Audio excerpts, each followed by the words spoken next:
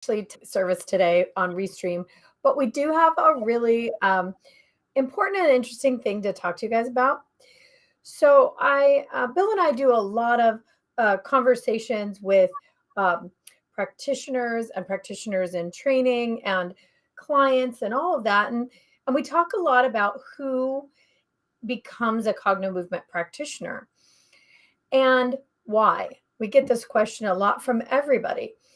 And really, I think the way that we answer most often is it's a person who's ready to clear out a lot of karma or hashtag slash trauma out of their lives so that they're ready to serve the people that they came to serve.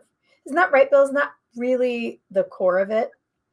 Yeah, and it's actually a really important thing in people's lives, right? The simplest way you can kind of look at this is your friends. There's cycles, and they just keep to be repeating the same cycle over and over and over, and you see them stuck. And if you live long enough, you can see people age and eventually die, and they have the same responses as they did when you first knew them when they were in their 20s. You know, and and you're here on planet Earth, all of us are, to change our minds. We're here changing our minds. Everything's gotten slowed down so that we could change our mind. They say anybody can land a 747 if you slow it down enough. And that's what's happening. We are have time here in this dimension. And so we slow things down so we get the opportunity. Do I want to do that again? Do I want to present that way again?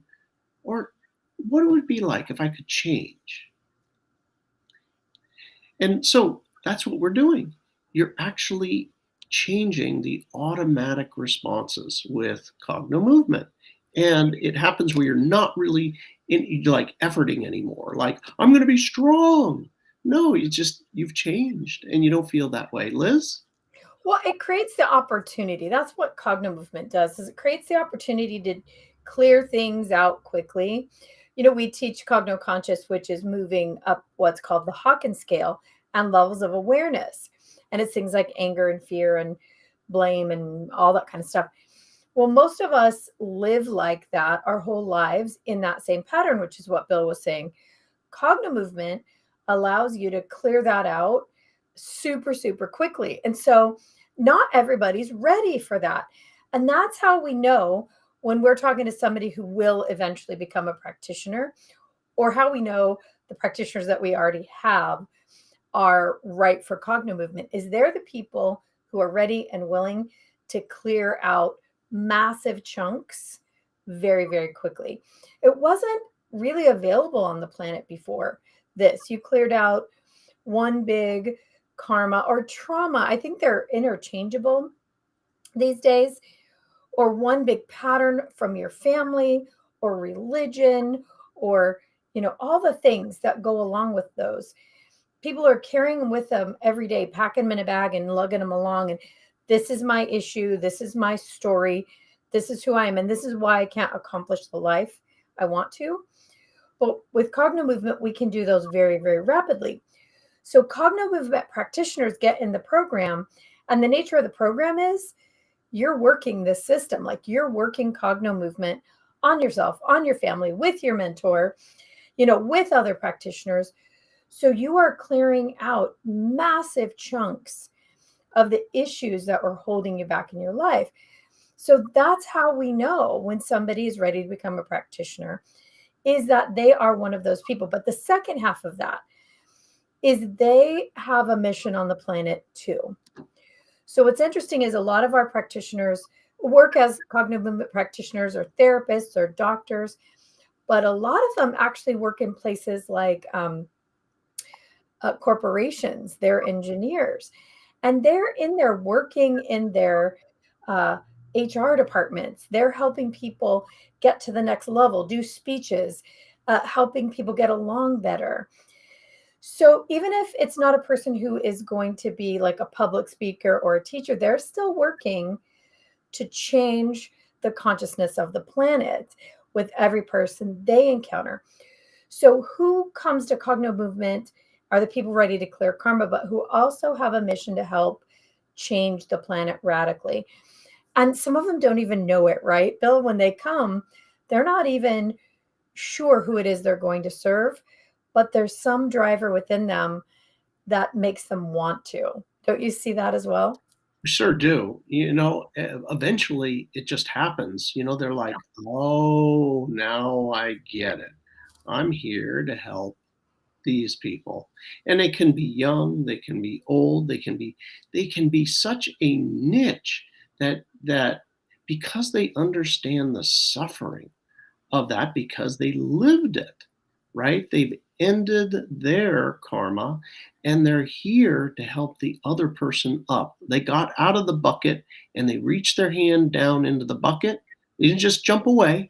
They reach their hand down into the bucket and they pull another person out and they pull another person out.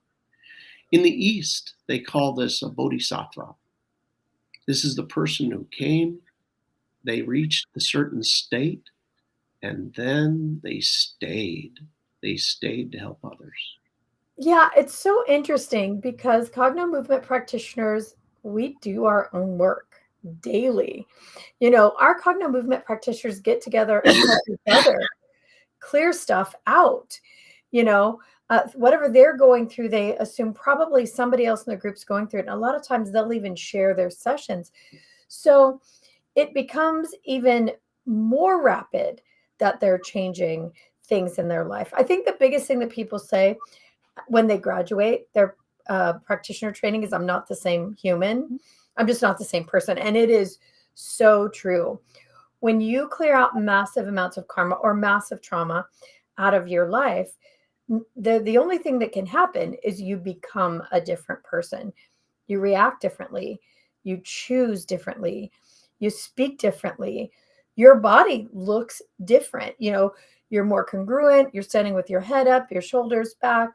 You're on the planet on purpose. I think that's one of the biggest things that changes.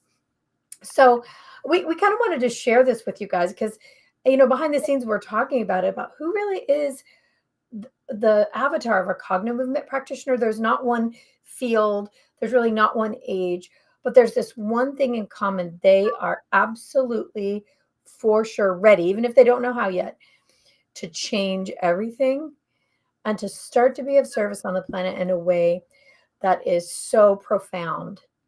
They know they're going to change everything.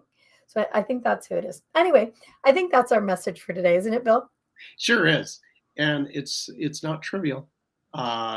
Anyway, if you're interested in really moving your life forward, as we say, all practitioners have one thing in common, and that is they're all on the high speed path, and they're all want to change their own life. And then the amazing thing happens that they start helping other people. Yeah, and so many have done so many things in their life, all the things in their life, lots of work to get to this point. And they're like, I'm just not sure how to serve. I know I want to. That's another thing. Like when they hit cognitive movement, they realize that with this one system, they can reach a whole huge number of different fields. They just have to choose which one they want to do, or they can do them all at the same time. But we also have this really cool little streaming banner across that's new for us. And it says, talk to us about being a cognitive movement practitioner. If you reach out at info@cognitivmovement.com, you can set up an appointment to talk with Leah, our business manager, about what is the cognitive movement practitioner program and plan. It's a lot. It's a big program. There's so much there. It's so rich. And so you do want to have a conversation about whether or not it's right for you and right for you now. But we provide that so people can actually talk to a live human and get all their questions answered. All right, Bill McKenna, do you know how to shut this thing off now? Thank you all. See you guys.